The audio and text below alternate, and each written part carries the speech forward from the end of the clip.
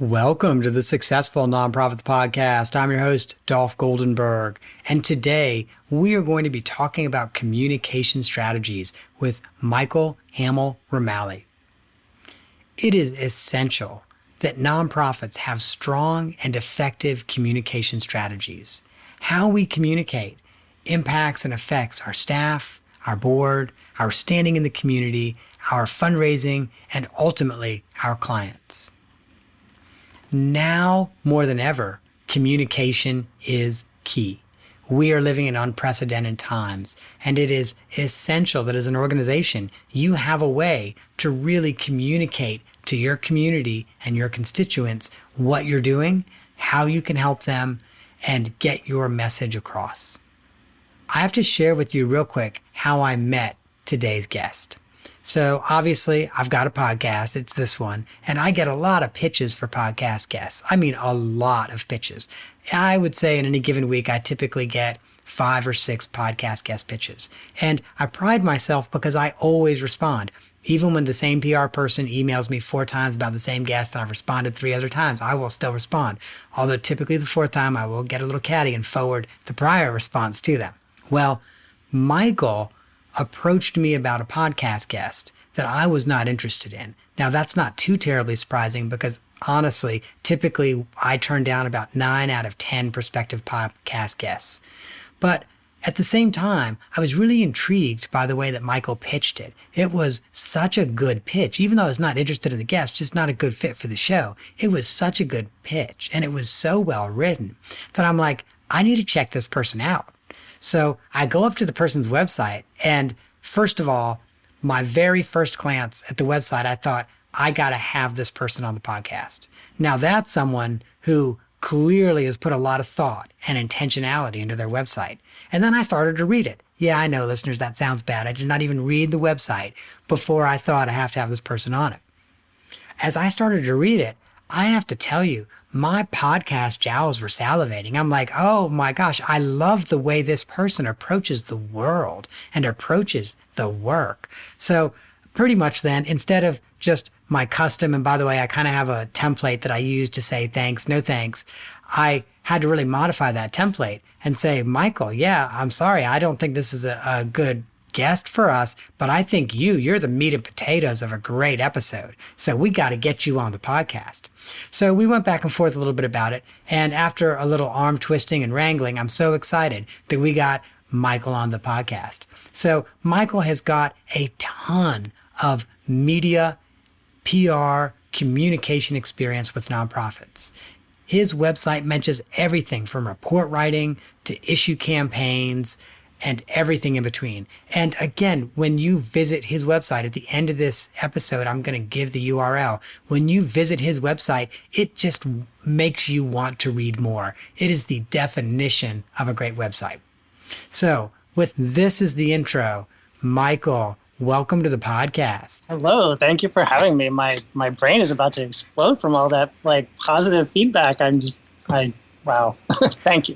Well, I will share with you, almost every PR person or firm that pitches me, I'd routinely go and look at their website. Because sometimes I'll think of maybe they have other clients that I'm interested in or whatever, and their websites are kind of a yawn. Or it's really clear that it's just such a template in WordPress, like PR firm consulting template. And they just put their name in it and their picture on it and boom, they were done. That was not your website. It really, really sucked me in. So I wanted to launch our conversation with a question about the Restaurant Workers Community Foundation. I know that you're on their board. I know that you have been heavily involved. And I also know that just as New York City has been hard hit by COVID-19, the restaurant and hospitality industry has been doubly hard hit.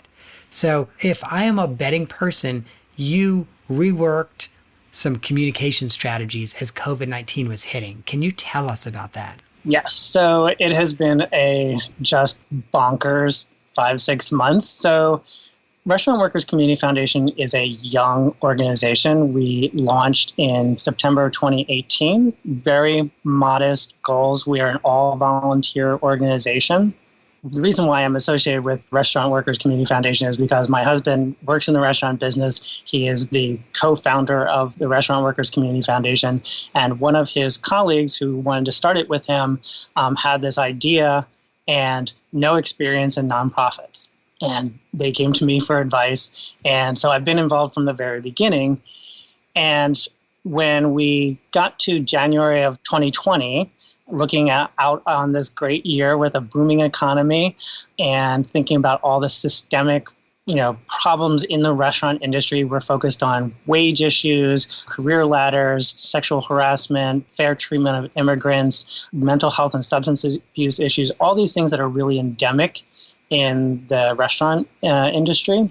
March came along and our board met in an emergency session on March 14th. I was on a Sunday by Zoom, technology, woohoo, and decided to establish a COVID relief fund. So we announced it the next day. On the very next day, we moved very nimbly. I think this is part of our success.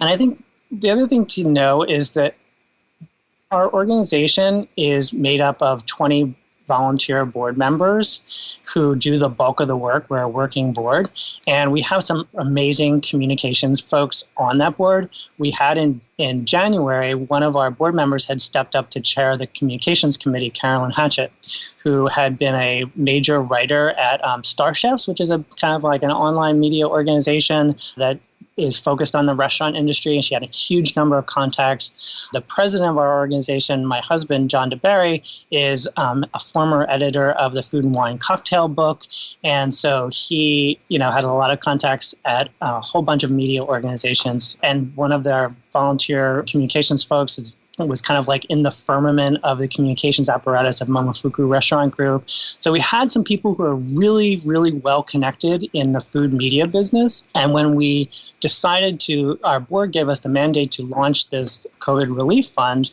we had various people who knew my husband and knew that he'd started this organization asking, just as we were setting this up, what is Restaurant Workers Community Foundation doing about this? So we had a built-in audience of editors at Eater, at Food and Wine, at Bloomberg Eats, like all these major media companies coming to us and asking, what are you doing about this? And said, hey, funny you mention it, we're starting a COVID relief fund. And we kind of got out of the gate before a lot of other organizations. And we did a lot of the stuff that you would typically expect. We wrote a press release. We had an established media list of organizations. We had a great website. And by the way, one of the things that I think that people decided they were going to entrust all this money that we have received in the past 6 months to our organization was in no small part because we have an incredibly diverse board that is half restaurant workers working in restaurants and half people with foundation and nonprofit experience. And I think that when people looked at who we were as individuals, we have bios and headshots of every single person on our board, as well as all of our volunteers listed on our board. We have people who are like running the committees. And I think that people said, even though this organization is 2 years old, there's no other restaurant worker community foundation out there. And these people look pretty trustworthy. They look what they know what they're doing. They have these committees on governance. They have these committees on this. So I think we looked like an organization that was trustworthy. We laid out a really clear mission for the fund, which was 50% is going to direct financial relief to out-of-work restaurant workers.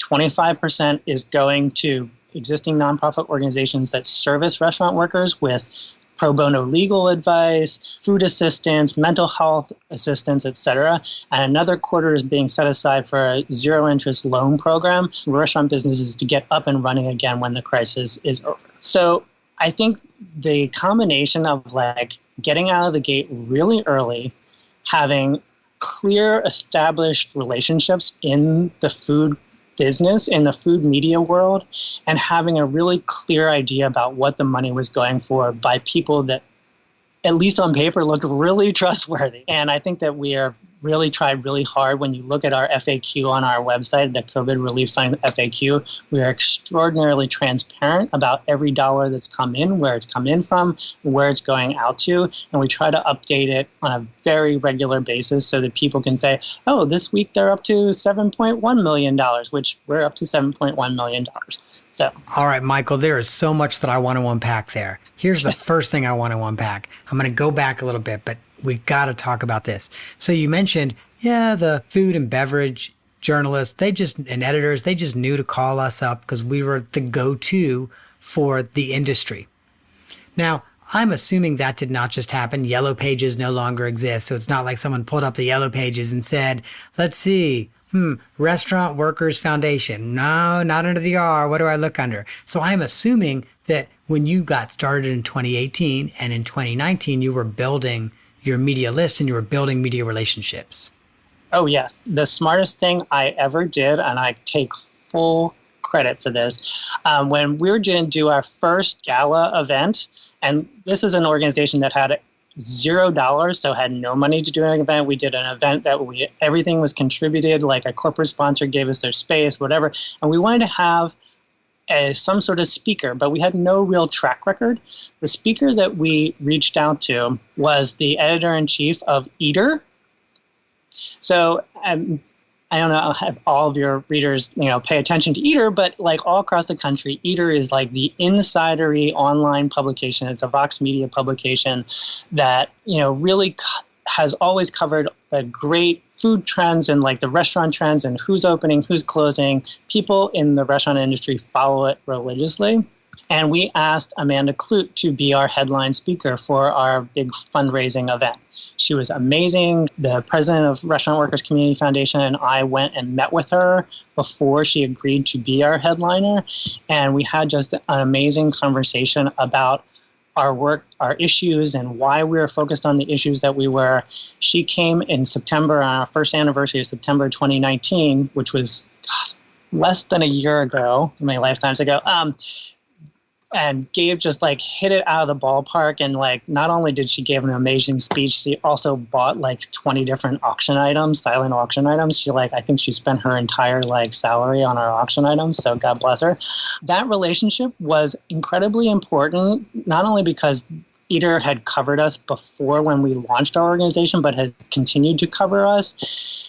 It was that relationship at Eater and the relationship with the person who had been the editor of the Food and Wine Cocktail book, who is now like in charge of Bloomberg Eats and all that whole apparatus that my husband had a relationship with. Those two places basically gave us glowing coverage on the first day that we launched. And Eater did like this listing of relief funds. We were the top of the relief funds. Like everybody who was reading Eater saw that. That started a kind of waterfall cascade of like us being listed on every relief fund of every sort. If it was like all the relief funds that include, relief funds for, I don't know, you name the sub-interest of like relief funds for emergency workers, relief funds for, domestic violence relief, whatever. We were always listed at the top of the restaurant worker focused funds. So those first two relationships that kind of like got the word out on that first day just like led to like a million like ABC News interview for our president. Here's the other thing that was wonderful. As everybody was losing their jobs in the restaurant industry, we had so many more volunteers with lots of time on their hands than we ever had before. And for one, one of the stellar volunteers that we had, a woman named Rebecca Palkovics, was a communications person for Momofuku Restaurant Group. She basically, like, all of her like restaurant client work was not happening. Like nobody was, using her. So she just has, for the past 5 months, she has worked her butt off for Restaurant Workers Community Foundation, and her, along with the chair of our communications committee, have just been practically full-time workers on this. I mean, in addition, they do have other client work, and I know that they're working super hard on their other like paying gigs, but we've had a huge team effort that we have accomplished so much in like so many media interviews.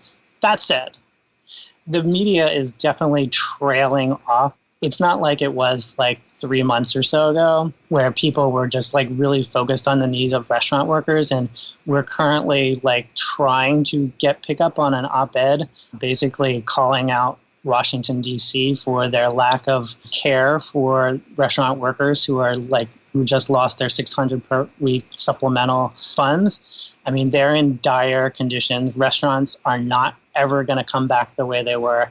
And so we're trying to gin up media coverage now that people seem to have forgotten that restaurant workers are suffering. Not surprisingly, Michael, you said some things that have caused me some more questions. So first of all, love that. That was so strategic for you to have a highly influential editor give your keynote, especially a highly influential editor who's going to come and spend lots of money at your silent auction. And by the way, that is everybody's dream. Everybody wants the keynote that brings their checkbook with them. So congratulations, you hit a home run on that. So here are my questions though. So as you're rolling this out, obviously day one, you're getting some great press from two of the top media outlets in the restaurant industry, the food and beverage industry.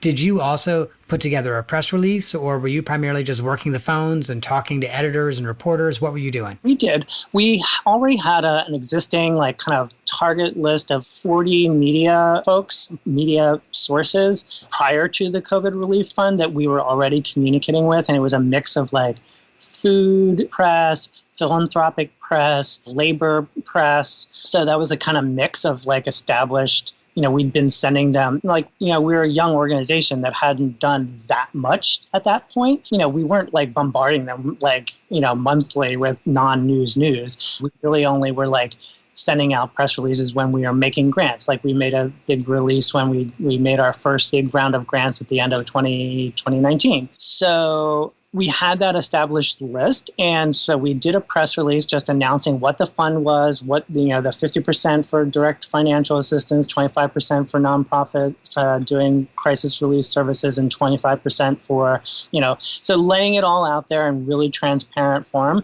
And basically we just responded to any request that came back, and we got completely random requests. We were talking to anybody who wanted to talk to us for a good solid month.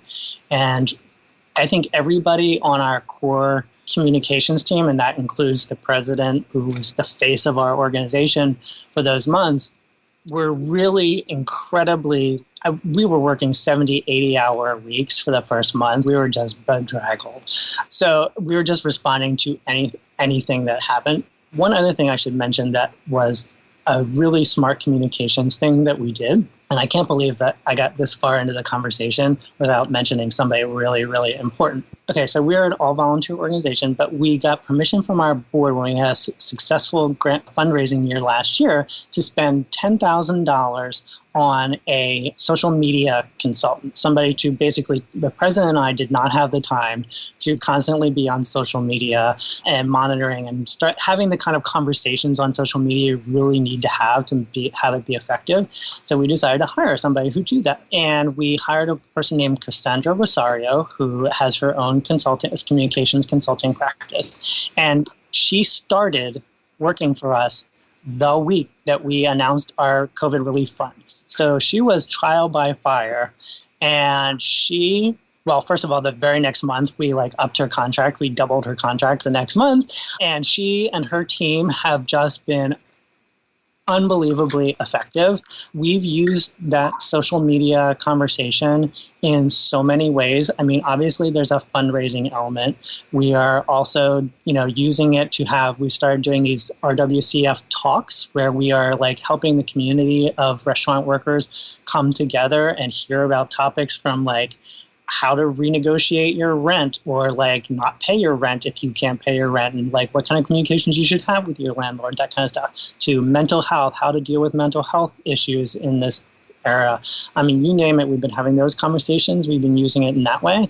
But we've also been using it we knew that we had a kind of deficit on our board in terms of representation on back of house workers. We have a lot of restaurant workers, but we didn't have a dishwasher. We had a couple chefs, but that's a different person than, a line cook.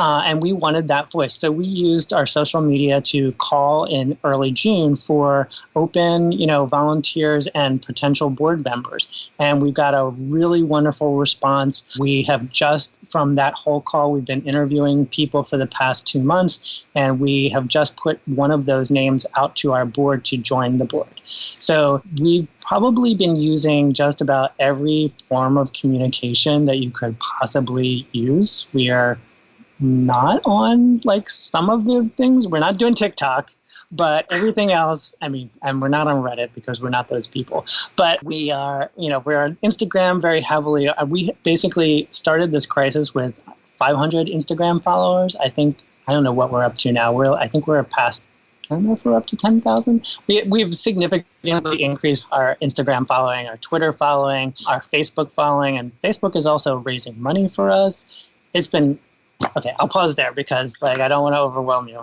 So this is the other thing that I want to ask you about. You talk about social media.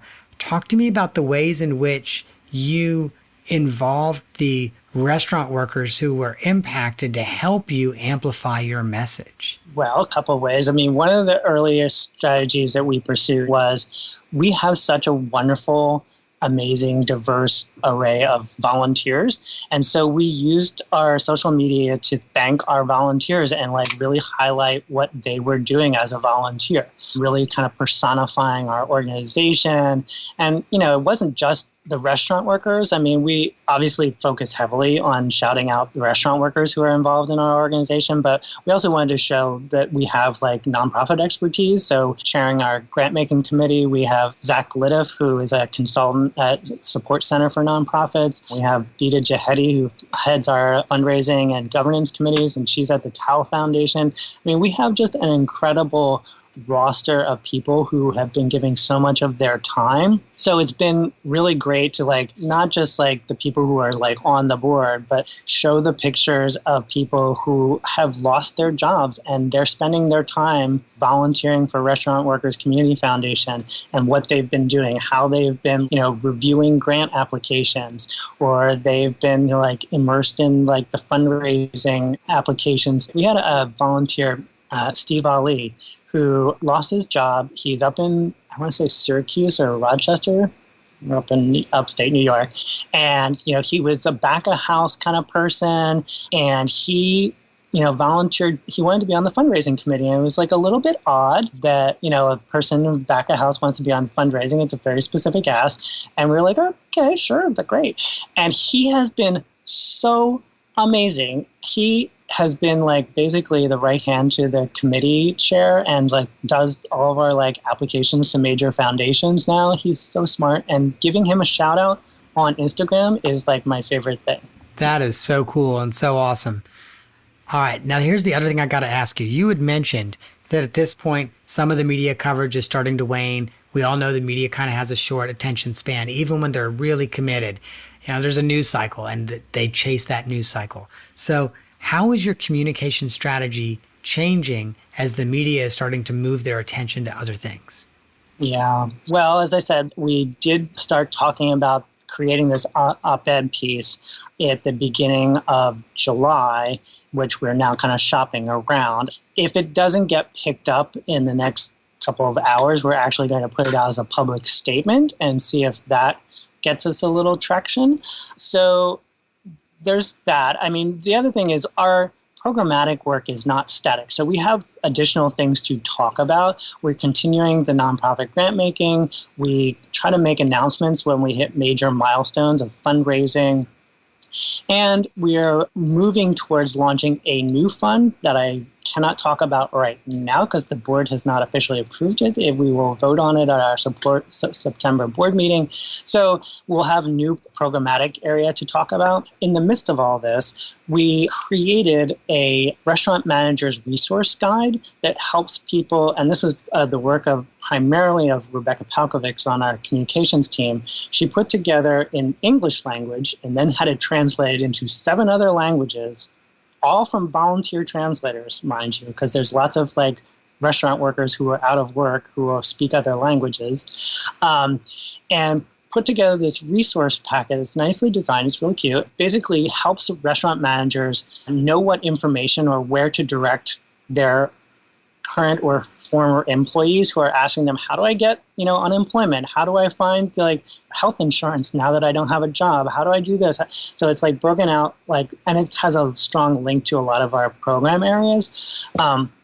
So we basically have been promoting the restaurant managers resource packet at the same time that we have put out a call for people to join a restaurant managers network. So people have been steadily signing up for the Restaurant Managers Network. So we will soon have a nationwide Restaurant Managers Network that will help us kind of develop our work in the future and will be kind of, I hope, emissaries for all of our programmatic messaging. Oh my gosh, that's awesome. I really know that I need to wrap it up and take it to the off the map question, but there's a couple more questions I'm dying to ask you, Michael. I'm literally just dying to ask you. Here's the first one. If you were to ballpark, how many new donors has the foundation garnered over the last 5 months? God, well, almost all of our donors are new because, prior to March 15th, I think we had board donors and 3 corporate donors at that point. So now we've had, I think, 15,000 individual small donors through our website. I don't have my you can double check my numbers on our FAQ on our website. And in terms of the funders, I also do not have my spreadsheet of all of our major donors right now, but I mean, it is in the 500 to 1,000 range. So it sounds like for some of the lower level donors, 15,000, somewhere around there, and then 500 or 1,000 really much, much larger donors. So, and can I say something that, depending on the timing of when this airs, we just got a grant for $60,000 from the United Philanthropy Forum's Momentum Fund. They basically got a huge amount of funding from the Gates Foundation to help crisis relief funds kind of ramp up their capacity. And so in addition to that capacity grant, we will also be listed on this Gates Foundation website where people can go and get a recommendation about what we're all about and why they should fund us. I was saying to a firm that I was interviewing earlier today, we've raised $7 million this year because of the COVID fund. We will not raise $7 million next year. That is not going to happen. But I just believe, based on my kind of back of the envelope estimate, that it is totally realistic for us to raise $1 million next year. I feel we will, if the board approves at our September board meeting, we will be hiring an executive director and a chief operating officer by the end of the year. I am confident that we will have the resources that we need to support that level of staffing at minimum and really build out this organization for the long-term future. We have a proof of concept. We're not even a 2-year-old organization, but we have had hundreds of amazing donors who are not stupid. They do their homework. We've gotten huge corporate gifts where they have put us through the ringer of due diligence and signing of contracts. And they believe in what we're doing. And I just know, based on the list that we now have of people who have said they believe in us and have put their money where their mouth is, that we can definitely be a long-term sustainable organization at a very high level. And so you just pitched me the softball for what I'd planned to kind of be my last question before the off the map question. So I appreciate that. And I can't actually speak for you, but I'll share with you, I've never played softball, so it's a miracle that I was able to hit it when you threw it to me or catch it or whatever I'm supposed to do when you throw it to me. But so as an organization, you have literally gone from very few donors to thousands of individual donors and hundreds of corporate and foundation and other institutional donors. What is your communication plan to keep those donors engaged so that you will be that multi-million-dollar organization in the future? Well, I mean, there's general communications that I've talked a lot about, and then the individual donor communications. I mean, honestly, our database situation is not what it should be. We did not use the donor management software program that I wish we had chosen, and we really have not had the staffing to input the information that we should have. I mean, I think, we will soon invest a small amount of money in part-time development assistance to go back through all the thousands of emails that we did from March to now to make sure that every single potential funder, every conversation that may or may not have gone somewhere gets into our system so that we can loop back around with them. We've been really tracking the finances pretty well, and of all the promised funds that we have almost 2 million in commitments, and basically six something actually in our bank account. So there's relatively little in terms of like money that we've been promised that hasn't come in yet. But there are some, and we need to loop back with those people first. And, we need a whole system for doing that. So, there's that kind of like retail level development communications work that needs to be done.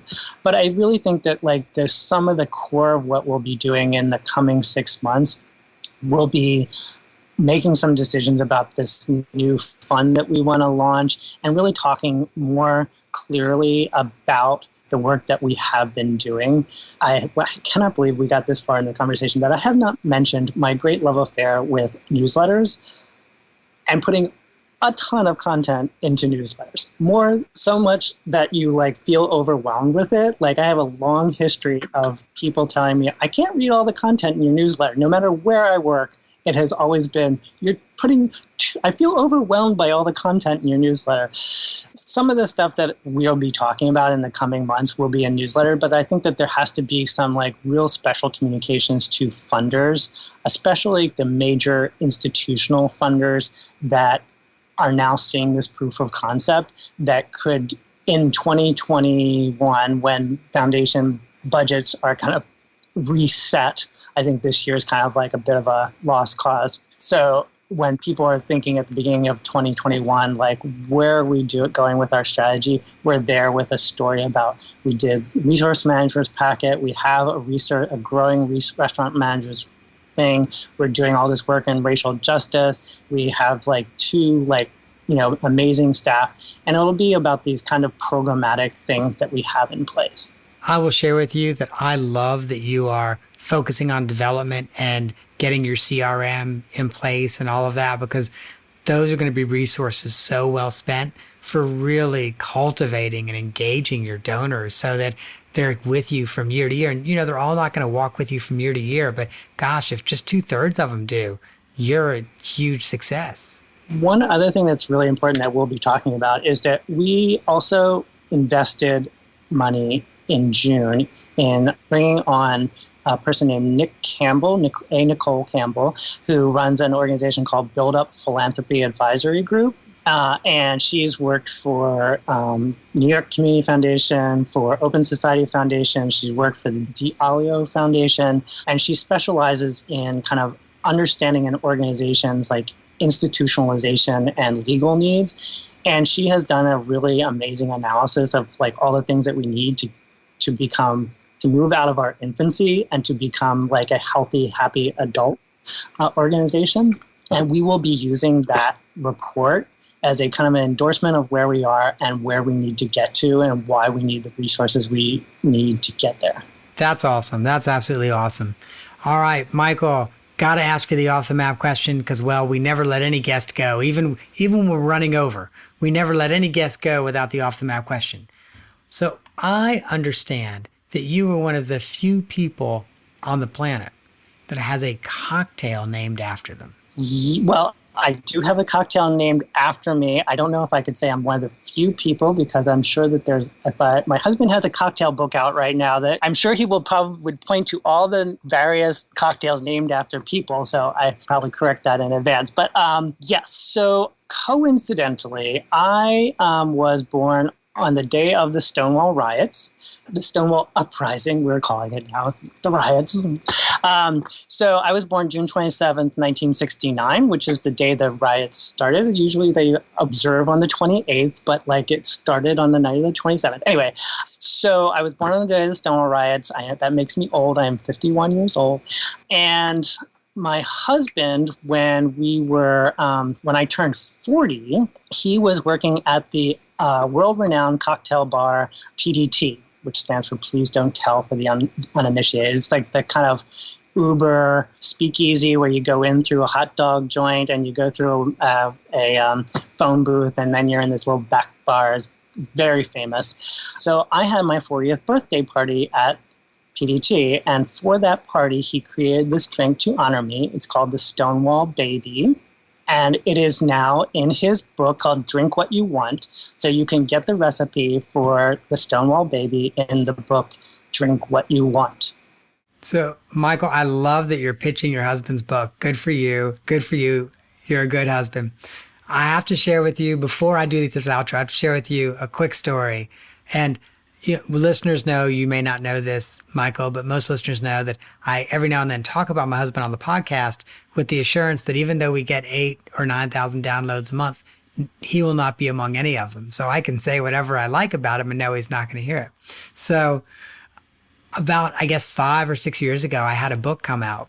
And I remember when it came out, and, when you have a book come out, and your husband's probably experienced this, you're always like, okay, what's the first review on Amazon, and what's this and what's that?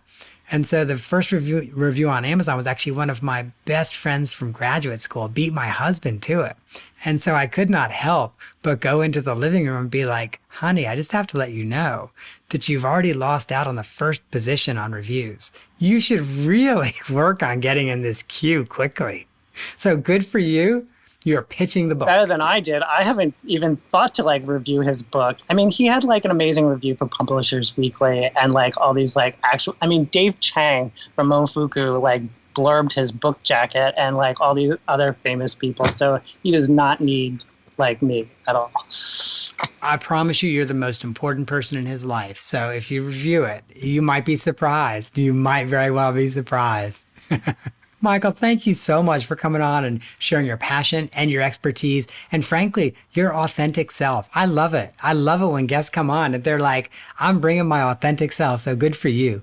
Listeners, if you want to learn more about Michael and the work he is doing, and honestly, he is doing some incredible work. Interestingly enough, we spent our time today talking about his volunteer work, but the work that he does for clients is incredible. Make sure you check out his website at hamillremaley.com. There, you can read more about Michael, his services, and his process, particularly his dedication to sticking with his clients through the execution of their plans.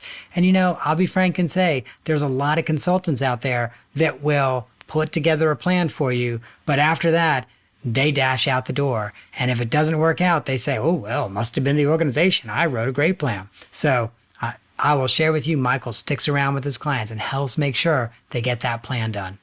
You can also, by the way, if you're interested in learning more about the Restaurant Workers Community Foundation, you can also visit their website, restaurantworkerscf.org.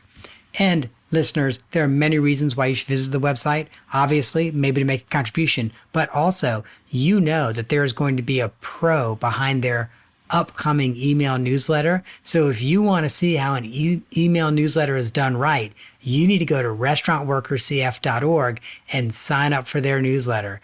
And if it's not already happened, I bet you by the time this rolls out, there will be a link to sign up, even if the newsletter is not yet rolling out.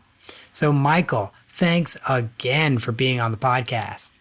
Thank you for having me. It was a great conversation. All right, listeners, if you missed those URLs because you were checking out Michael's cocktail recipe, then don't worry about it. Start fixing your drink and head on over to our website at successfulnonprofits.com. There you will find those URLs along with a transcript and stamped highlights of our conversation. You will also find a link to my email. I love getting feedback from you. I respond to every email that I get. It might take me a day or two, but I do respond to every email I get. Another great way to connect with me is, surprisingly enough, my email newsletter, which is funny because Michael was just talking about the importance of that. Each issue is packed with useful updates, information, and tools that you can use in your nonprofit. And believe it or not, the email newsletter, when you hit reply, it will come to me personally. It won't go to Lexi. It won't go to a dead letter inbox. And I respond to everybody who replies. Again, it might take me a couple days, but I do respond. Now, while you're on the website, also make sure you check out our tactical planning services.